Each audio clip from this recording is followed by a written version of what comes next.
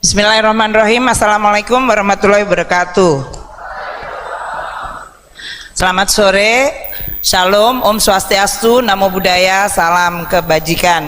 Yang saya hormati Ibu Susi, senior saya, Prof. Ican, adik kelas saya, Mbak Hera Susanti, kakak kelas saya, Pak Rektor-Rektor, Dekan, dan semuanya pejabat di sini yang kayaknya umurnya sama kayak anak saya. Saya sebetulnya mengharapkan kuliahnya nggak di tempat kayak gini, karena saya nggak suka ngasih kuliah di tempat kayak gini. Aku suka ke sana, jalan ke situ gitu. Jadi ini agak mengganggu planning saya untuk bicara. Hari ini saya diminta oleh dua profesor dari Fakultas Ekonomi, yaitu Profesor Ihsan dan Profesor Robert, yang meminta saya untuk mengisi kuliah terakhir dari pengantar makroekonomi kalian, ya kan? Kalian kelas 1, kelas 1, freshman, enjoyful subject, suatu subjek yang sangat menyenangkan. Saya hari ini bicara di kelas ya, walaupun saya sebagai Menteri Keuangan dan kalian mungkin hanya sedikit student di Indonesia atau di dunia yang punya privilege diajarin tentang kebijakan makroekonomi oleh pembuat kebijakannya sendiri, yaitu Menteri Keuangan.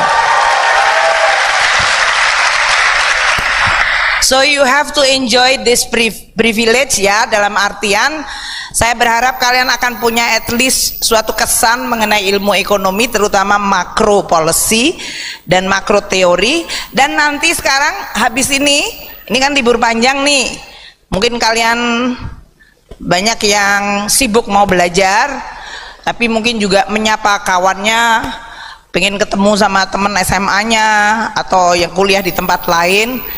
At least kalian bisa ngomong lebih keren habis kuliah saya gitu ya. Kalau lu sekarang ngerti sih mengenai fiscal policy gitu. Jadi saya berharap kalian harus keren dan pinter. Let's say saya diminta untuk bicara tentang chapter terakhir, yaitu 6 isu mengenai makro policy. 6 isu yang menjadi makro policy. Saya berikan beberapa slide ini termasuk memberikan Anda flavor lingkungan para pembuat kebijakan makro. Nggak cuma di Indonesia ya, mohon maaf saya pergaulannya di dunia, jadi nanti tak kasih sedikit tuh kayak itu tuh. Kira-kira ini di Washington DC. 2 chapter sebelumnya kalian, di chapter 33 kalau nggak salah dan 34, kalian belajar mengenai sebetulnya the whole macro, yaitu tentang agregat demand dan agregat supply. Jadi ekonomi ini is all about supply dan demand. Gampang kan? Gampang. Ada supply, ada demand. Does it apply to anything? Yes, it apply to anything. Sepatu ada, demandnya sepatu, supply sepatu. Baju ada, pendidikan, demand ada, pendidikan, supply ada.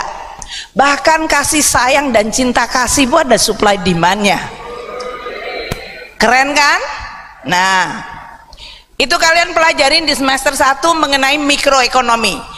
Demand supply dari a certain commodity, dan kemudian kalian bicara tentang market mechanism. Itu di pengantar mikro kalian.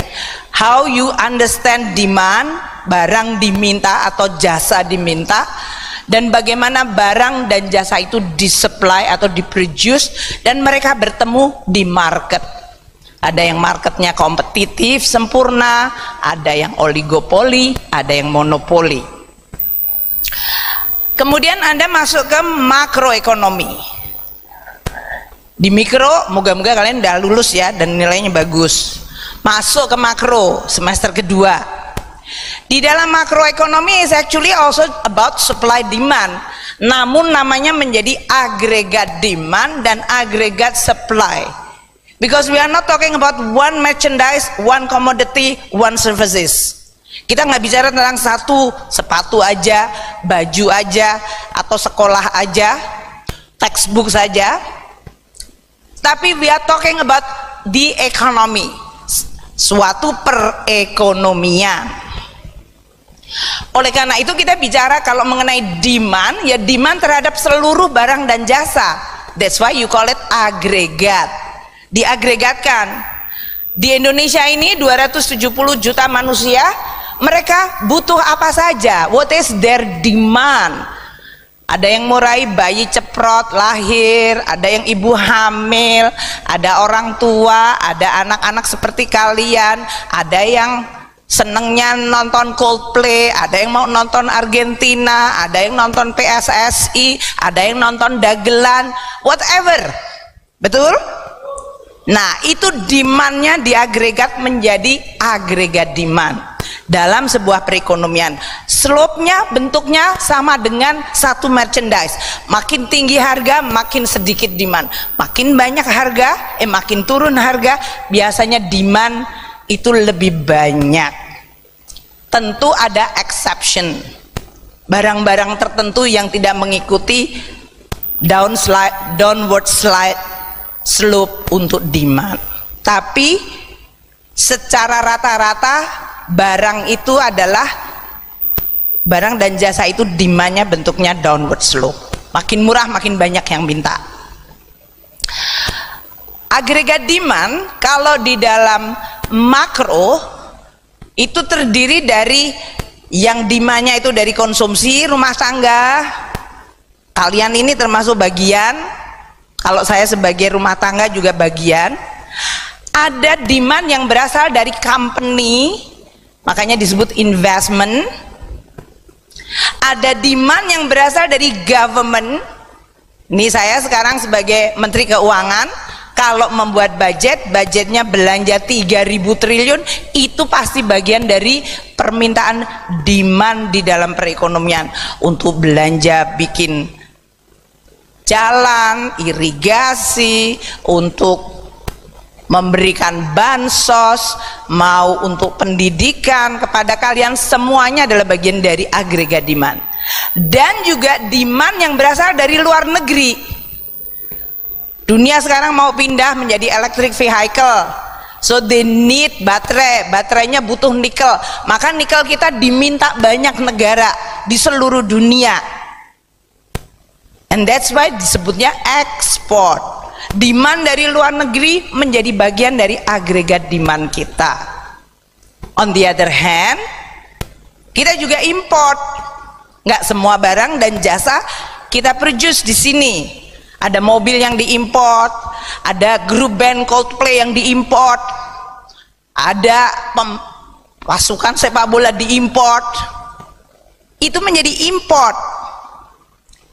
Ada yang kalau kalian pergi ke luar negeri tourism atau umroh, itu adalah sebetulnya import services. Jadi seluruh permintaan kita terhadap barang jasa luar negeri mengurangi agregat demand. Itu agregat demand. Supply-nya adalah production, mau pertanian, pertambangan, produk-produk manufaktur, jasa, transportasi, semuanya. That's makroekonomi. Sama supply, demand, agregat supply.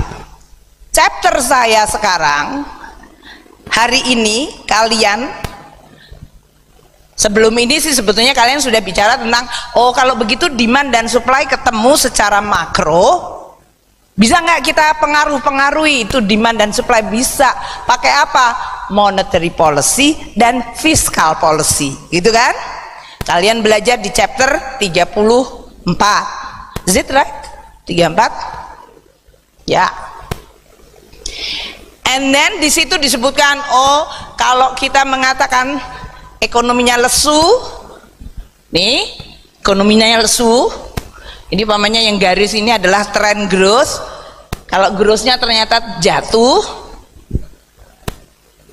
maka kemudian pemerintah membuat fiscal policy yang ekspansif untuk narik ekonominya naik lagi. Di situ kalian belajar bagaimana dampak fiscal policy terhadap keseimbangan makro. Keseimbangan itu kalau di dalam mikronya adalah price and quantity, ya kan? Kalau di dalam makroekonomi Anda bicara tentang price itu inflation, karena harganya nggak cuma satu. So all harga dari barang dan jasa itu disebut inflasi. the average price level. Quantity kalau di mikro itu biasanya disebut output GDP, atau the other way round-nya adalah employment. Jadi kalau GDP-nya tinggi berarti oh banyak produksi. Kalau banyak produksi berarti orang-orang bekerja untuk menghasilkan barang itu. Oh berarti employment-nya atau kesempatan kerjanya naik. Ini kalau saya habis kuliah suara saya hilang lagi, kalian saya salahin loh ya. Karena saya sudah 3 hari ini mencoba merecover suara saya. Nah, tapi kalau ngeliatin mahasiswa memang saya jadi semangat gitu. So, bolehlah tepuk tangan untuk saya sedikit. Jadi di dalam, boleh juga tuh tepuk tangannya keren tuh. Kalau kita bicara di chapter sebelumnya, kalian tahu agregat demand, agregat supply. Basically tujuannya adalah di dalam perekonomian adalah price, inflasi mestinya relatif rendah dan stabil, supaya rakyat happy gitu kira-kira. Karena kalian di chapter 1 di dalam, by the way, textbook Mankif ini merupakan textbook yang saya sangat senang. You should read it not because kamu mau ujian. Nanti kalau kalian habis semester, kalau lagi iseng-iseng baca lagi deh. Dan moga-moga sesudah dengerin kuliah saya bacanya menjadi lebih senang. Karena ini termasuk textbook yang menurut saya quite remarkable, gampang dibaca, very actual, dan juga indah sebetulnya. Bicara tentang keindahan ekonomi tadi, dulu zaman saya textbooknya Lipsy and Steiner dan Paul Samuelson. Menurut saya nggak sekeren ini. Jadi kalian harusnya nanti menjadi menteri keuangan lebih baik dari saya, gitu kan? Karena textbooknya bagus dan yang ngajar menteri keuangan, gitu kan? Nah, kemana tadi saya bicara? Kalau kita bicara tentang output dan inflasi, inflasi rendah itu bagian dari tujuan dari ekonomi makro. Price-nya stable. Kalau stable berarti nggak naik. Kalau nggak naik berarti inflasinya 0 sebetulnya, karena nggak ada perubahan harga. Sementara outputnya maksimal, itu berarti employment-nya maksimal, pengangguran harusnya minimal, mendekati 0 juga, outputnya maksimal. Tapi ekonomi tidak selalu bekerja secara indah dan mulus dan selalu baik-baik saja. Ekonomi itu persis kayak perasaan kalian. Kadang-kadang moodnya naik, bener? Kadang-kadang moodnya turun. Hari ini for no reason kalian jadi sedih. And then another thing, besok ketemu sama orang yang kalian sukain, tiba-tiba jadi happy banget. Betul? Ekonomi kira-kira kayak gitu, supaya kalian gampang membayangkan. Nah, kalau ekonomi ups and down, namanya business cycle. Saya mau bicara di dalam chapter terakhir ini adalah 6 very important question di dalam macro policy, macroeconomic policy. 6 kebijakan makro yang menjadi perdebatan dunia. Nggak cuma di sini ya, jangan GR, tapi juga jangan cuma ngelihat nanti di textbook oh ini hanya di Amerika. That's actually very relevant everywhere. Pertanyaan pertama, ini kenapa tak fotonya saya sama Pak Biden ya? Ya, oke. Yang ini yang lebih relevan. Next. Ya, pertanyaan pertama. Should monetary and fiscal policy makers try to stabilize the economy? Apakah pembuat kebijakan moneter dan fiskal harus menstabilkan ekonomi? Tadi ya stabil itu ya, harga-harga relatif stabil dan outputnya maksimum mendekati maksimum full employment. Pertanyaan pertama itu sebetulnya adalah pertanyaan, kalau ekonomi nggak selalu baik-baik saja, kadang-kadang kena shock. Kalian lihat dalam 3 tahun terakhir, Karena kalian adalah tingkat 1, berarti saya bayangkan sebagian dari SMA Anda adalah pakai Zoom, betul? Karena Anda adalah generasi SMA pandemi, betul kan? Kasian deh. Padahal SMA itu paling nyenengin gitu, kalau kalian nggak ketemu, aduh, pasti kalian generasi agak sengsara. Ya udah. Catch up ya, kebahagiaannya di catch up waktu di kampus nih. Pertanyaannya adalah, kalau ekonomi tidak baik-baik saja, berarti tidak stable, should policy maker, moneter dan fiskal harus tadi stabiliskan. Monetary policy maker adalah Bank Sentral, Pak Peri Warjio dan tim. Fiscal policy maker adalah Kementerian Keuangan, Bu Menkyu dan tim. Jadi pertanyaannya, iya atau enggak? Coba saya mau tanya di ruangan ini. Menurut Anda siapa yang setuju moneter dan fiscal policy maker harus menstabilkan ekonomi? Tunjuk tangan. Siapa yang setuju? Setuju atau enggak ngerti?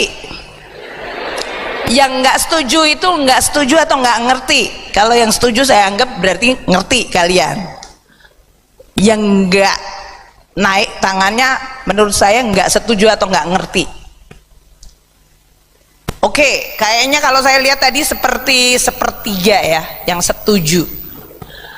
Berarti judging from my very quick survei, di ruangan ini mayoritas adalah kalian orang-orang yang liberal. Neokolonialisme, kalian neoklasik. Itu nanti kalau sama Pak Rizal Ramli kalian dimarahin. Kalian adalah kelompok yang we should not do anything, udah biarin ekonominya, kalau hari ini moodnya lagi jelek besok juga baik sendiri, gitu kan? Sama kan kayak perasaan kalian?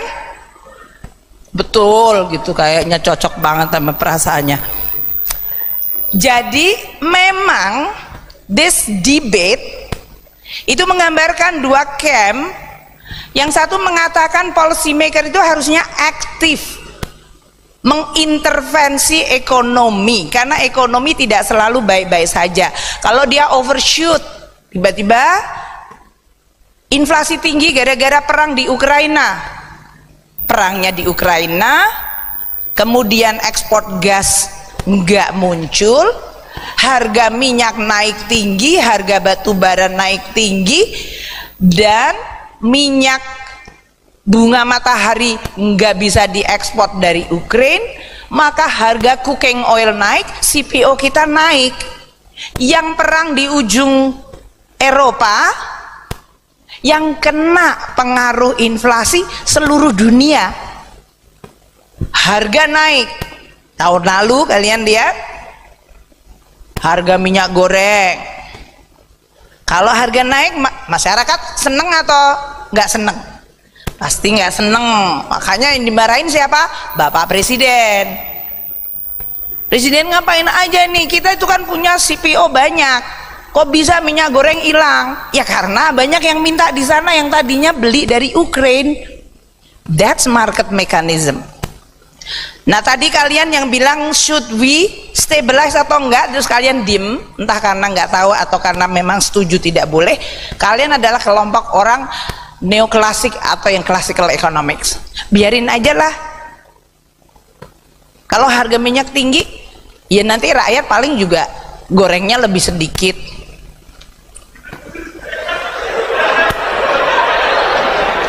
Itu kan nggak salah kan? That's not salah. Aku mengatakan ini kita di ruang kelas loh ya. This is the ruang kelas ya. This is not political platform ya. Saya mengatakan. Tapi kan kalian tahu kan, what is that hukum demandnya? Once harga tinggi, demand turun kan? So you try to substitute for whatever reason. Terus kita yang tadi Anda mengatakan nggak perlu intervensi, ya mengatakan nanti kan kalau perangnya udah selesai juga turun. Bener juga. Kalau kalian lihat harga CPO yang tadinya 1.400 menjadi sekarang 800. What's come up will come down, katanya. Jadi kalian yang tadi nggak usah merasa bad feeling kalau bilang, aduh kok saya kok jahat banget ya, nggak intervensi gitu. Karena memang ada yang memang mengatakan kalau diintervensi malah getting worse. Makanya di dalam textbook kalian disebutkan, policy maker, kalian itu do no harm. Udah ekonomi biar jalan aja, kalian jangan coba-coba deh, nanti malah membuat ekonominya lebih jelek. That's your textbook yang bilang. Aku lagi ngajar loh ya, saya nggak lagi ngomongin tentang perasaan kalian atau realita, tapi saya membawa dalam realita bagaimana economics dan textbook kalian bicara, relevan nggak?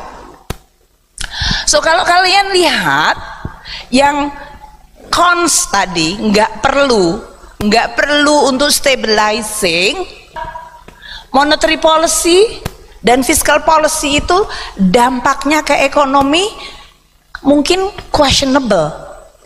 Policy maker yang kadang-kadang niatnya baik mau benerin, malah hasilnya jelek. Makanya dia bisa, mereka seharusnya do no harm.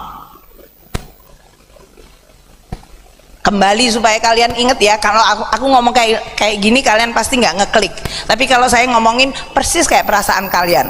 Kalau gue lagi suntuk, udah deh jangan diajakin ngomong, udah diemin aja, besok kan mood saya balik lagi. That's what you call it, jangan diintervensi. Malah kalau ditanyain dia malah marah, terus kemudian dia nyambit kamu, gitu kan? So let the feelingnya balik sendiri. But yang satu lagi bilang nggak begitu dong, nggak begitu. Satu, pemerintah itu dipilih rakyat, dia punya tools. Maka kalau tiba-tiba ekonomi kena shock, seperti entah shocknya pandemi, entah shocknya adalah Ukraine war, nggak ada hubungannya sama kita. It is your job untuk memprotek. Pertama ya, kemudian dibuatlah kebijakan. Waktu harga minyak goreng tinggi, kita bikin subsidi minyak goreng, ya. Waktu kemudian harga BBM naik, kita naiknya tinggi banget, kita naikinya dikit, subsidinya kasih lebih banyak lagi.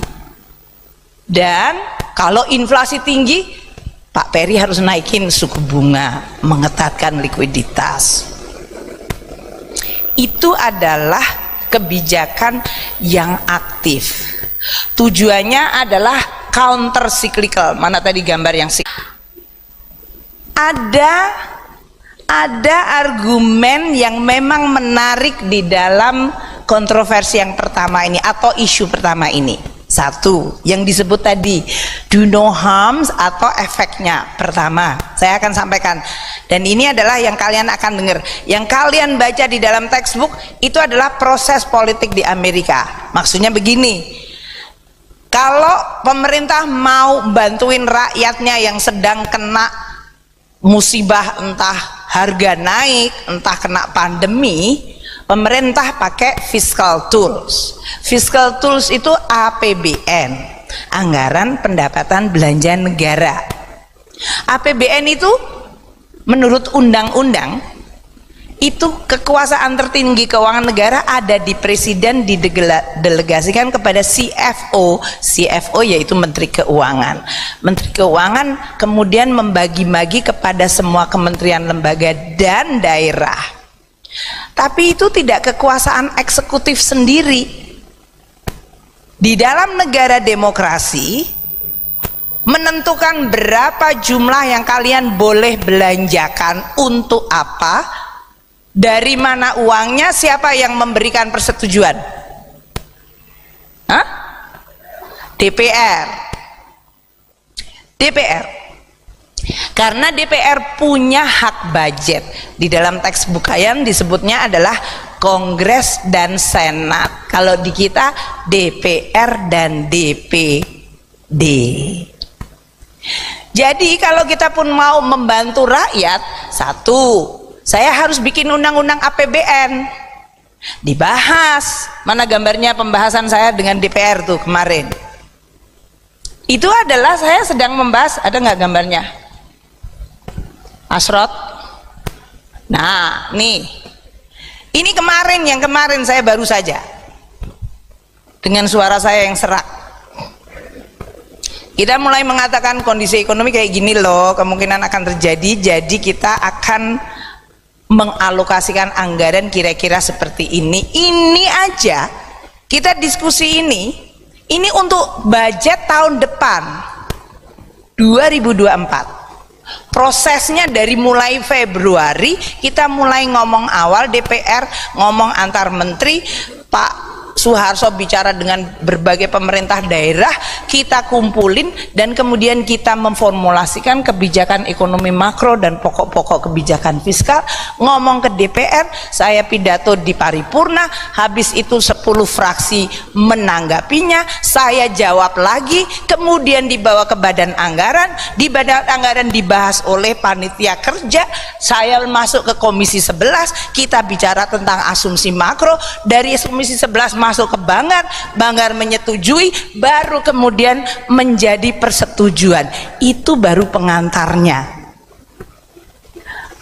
APBN-nya undang-undang baru nanti Bapak Presiden 16 Agustus nyampein ke paripurna DPR. Jadi kalau kalian lihat tanggal 17 Agustus banyak yang dandan-dandan cakep-cakep, itu Menteri Keuangan itu sebetulnya yang dandannya paling akhir, soalnya dia mikirin APBN-nya tadi. Presiden pidato, ini loh APBN untuk tahun depan di paripurna DPR. Sesudah itu undang-undangnya resmi.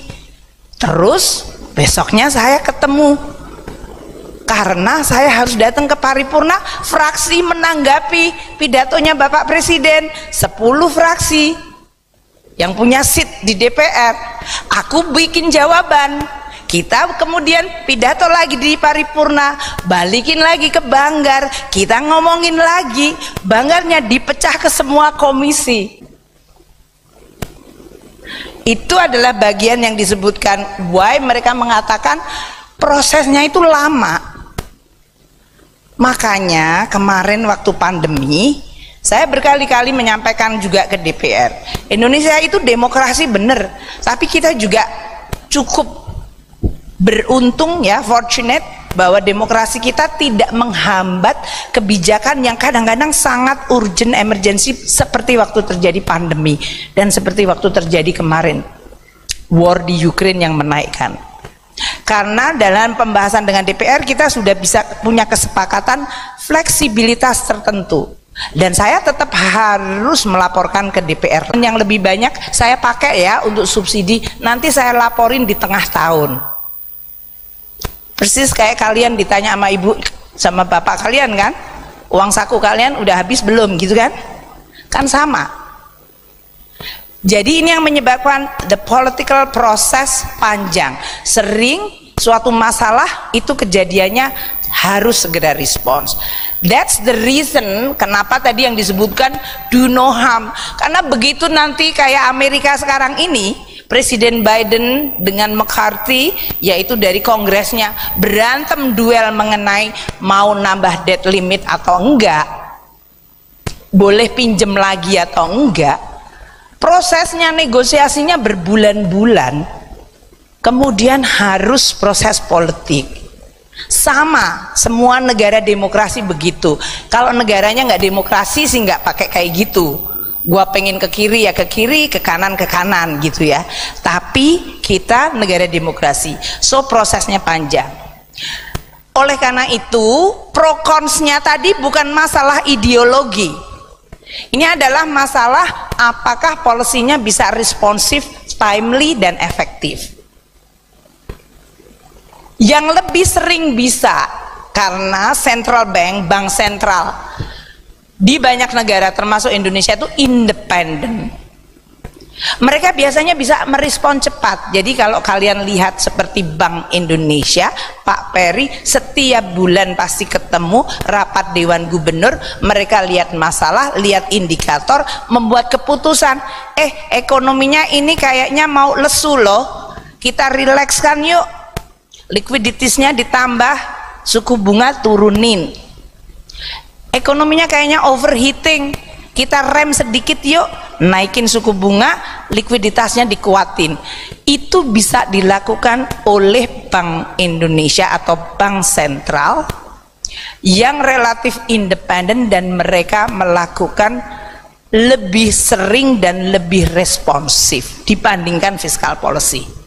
Oke, yaitu yang pertama. Ngerti ya? Pertanyaan kedua. What is the second question? Yang di dalam makro, should the government fight recession with spending hikes rather than tax cut? Ini foto saya sama Christine Lagarde. Saya sampaikan ya, Christine Lagarde itu adalah Menteri Keuangan perempuan Perancis pertama. Waktu dia menjadi Menteri Keuangan, saya sudah jadi Menteri Keuangan. Dan Menteri Keuangan perempuan di dunia waktu itu nggak ada lebih dari 2 atau 3 orang. Jadi waktu dia lihat saya, dia seneng banget. Makanya kita tuh udah kenal semenjak 2005 atau 2006. Waktu dia pertama kali jadi Menteri Keuangan. Kemudian dia menjadi Managing Director IMF. Dan sekarang dia posisinya sebagai European Central Bank. Jadi dia sebagai bank sentral sekarang. Udah menjadi Fiscal Authority di IMF dan sekarang jadi Monetary Authority di tingkat Eropa. Pertanyaan kedua ini pertanyaan untuk Menteri Keuangan. Jadi nggak berhubungan dengan bank sentral. Kalau kalian menghadapi resesi, instrumen yang paling bagus apa sih untuk mendongkrak lagi ekonominya supaya pulih? Ini pertanyaan ini berarti implisit bahwa government itu harus intervene, gitu kan? So the question adalah intervensinya apa? Kalian mesti nanya ke saya, Bu, emang Ibu punya instrumen apa aja sih? Gitu kan? Di kantongnya Ibu tuh ada apa aja? Banyak. APBN itu ada yang dalam bentuk spending. Jadi yang namanya fiscal policy dalam bentuk aku belanja lebih banyak. Kenapa kok resesi harus dihadapi atau harus disembuhkan dengan belanja government lebih banyak? Resesi itu lesu, artinya demandnya weak, agregat demand itu lemah, sehingga produksi yang udah banyak nggak ada yang beli, gitu kan? Kalau Anda sudah terlanjur bikin bubur ayam 100 mangkok, ternyata mahasiswa yang dia nggak punya income, anaknya juga nggak bisa sekolah. So efek berantainya banyak banget resesi itu. Makanya kemudian pertanyaannya, gimana cara nyembuhin? Ya kalau nggak ada demand, tambahin demandnya aja. Maka cara menambah demand adalah by spending more, belanja lebih banyak. Siapa? Lewung masyarakatnya lagi bokek, Bu, nggak mungkin dia spending more. I don't have money. Company bilang, wong ekonominya lesu, kenapa saya harus ekspansi? Justru saya harus hati-hati. So perusahaan, rumah tangga, semuanya mengetatkan ikat pinggang, berhati-hati. Kalau semuanya begitu, ekonominya mangsing nungsep. Maka the only game in town, ya pemerintah step in. Dia belanja aja, kasih. Gimana caranya kalau spending more? Nah ini Prof. Ihsan ini salah satu yang ahli. Dia pasti akan kasih saya WA, Bani, pemerintah harusnya kasih tuh cash forward rakyat supaya bisa kasih daya beli. Pemerintah harus nambah tuh bansos, PKH dinaikin. So belanja nambah, hebat ya. Kayaknya kalau di sini guru besar UI itu bisa mendikte saya kayaknya melalui WA.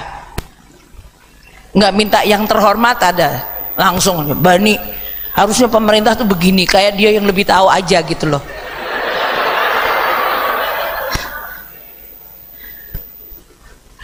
Spending more. yaitu untuk tadi create job supaya rakyat bisa dapat uang di kantongnya dari pemerintah, dari mulai benerin jalan rusak, nambah PKH, sembako, kita tambahin belanja untuk air minum, kita tambahin mungkin gaji guru, gaji nakes kemarin selama pandemi. Semuanya adalah gelontorin uang supaya masuk ke kantong rakyat, rakyat bisa beli lagi, ekonominya balik agregat demandnya. That's spending more. Siapa yang setuju? Oke. Tapi ada lagi cara yang kedua, dia bilang, pemerintah coba dipikir lagi deh, lebih baik belanja nambah atau sebaiknya pemerintah potongin pajak aja. Kalau lagi resesi dipotong pajak aja. Perusahaan yang harusnya bayar pajak 22%, untuk tahun ini kita tunda atau jadi 15%. PPN diturunkan. Dengan mengurangi pajak, maka company, rumah tangga yang kerja, duitnya nggak dikurangin oleh pemerintah. Aku punya duit lagi nih. Dan dengan demikian diharapkan bisa belanja perusahaan. Oh, ternyata aku nggak bayar pajak, jadi aku punya dong revenue, pendapatan yang ternyata nggak dipotong pajak. Aku bisa dong nambah lagi pabrik saya. Itu adalah cara yang kedua. Pertanyaannya, kalau kalian di dalam realita, menurut kalian lebih baik pakai belanja atau pakai potong pajak? Siapa yang belanja? Coba ini bisa itu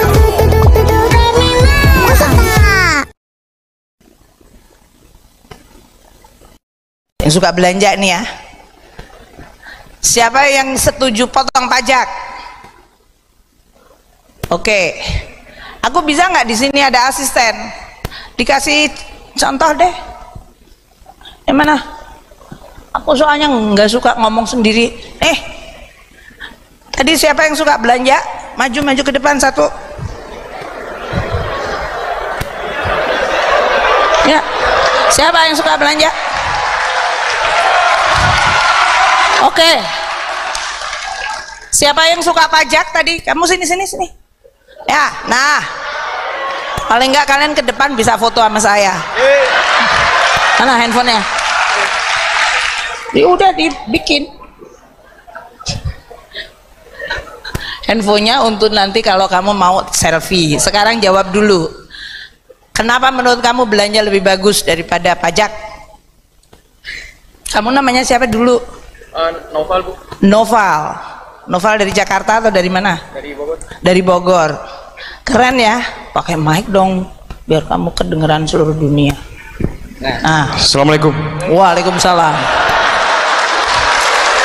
Calon Menteri Keuangan yang lebih baik dari saya, Noval, angkatan 2022. Oke, Noval, explain. Why? Ya, wah. Kenapa kamu anggap untuk memerangi resesi belanja itu lebih bagus dari pajak? Explain. Menurut saya kenapa? Pakai mic. Kalau salah pun nggak apa-apa. Wong ini nggak ujian. Kenapa belanja itu lebih baik daripada pajak? Ya. Motong pajak. Oh, motong pajak. Ya. Padahal belanja juga keluar pajak. Iya. Kamu nggak usah debat sama saya, jawab aja. Aku udah tahu kamu kayaknya nggak tahu jawabannya, dia muter-muter aja. Ayo jawab cepet. Jujur saya bingung, Bu. Oh, bingung, ya udah.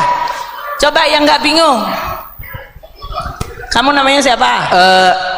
Nama saya Asa, Ilmu Ekonomi 2022. Asap. Ya. Oke, kenapa kamu menganggap bahwa potong pajak lebih baik daripada belanja? Sebenarnya relatif ya Bu, mau belanja atau pajak sesuai dengan kebutuhan negara tersebut. Jadi kalau lebih baik pajak atau belanja, yang lebih tahu Ibu sih.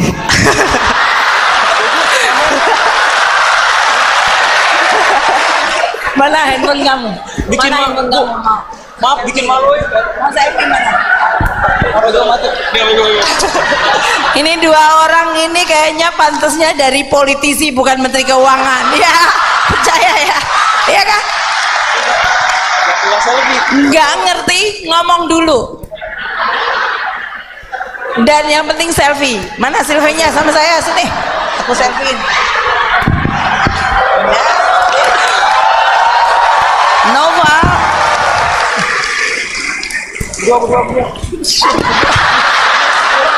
Berdua dulu. Gantian Bu, ibu.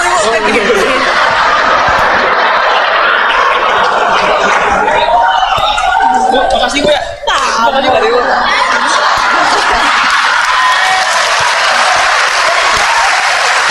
Ya, dah. Oke ya. Aku mau kasih tahu ke kalian yang konteksnya Indonesia tapi itu sebetulnya mirip ya. Belanja, kenapa belanja dibandingkan pajak? Karena kalau belanja kalian langsung naruh ke agregat demand, naik lebih cepat, udah pasti keluar uang itu, gitu kan?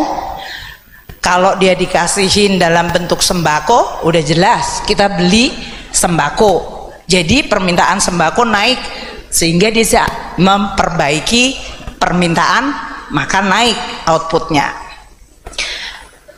Nah, namun, kan kalian lihat kan, kalau belanja sembako ternyata bisa dikorupsi, ya kan? Satu. So there is always a problem. Ini nggak cuma di Indonesia ya, saya sampaikan ya. Kalau belanja, kalian bidik di segmen rumah tangga yang mana? Bentuknya apa? Kalau saya kasih belanja kepada kementerian, yang menterinya belanjanya lebih banyak barang import, multipliernya nggak banyak, ya kan? Makanya ya belanjanya di Kemensos, karena dia langsung beli langsung kepada masyarakat.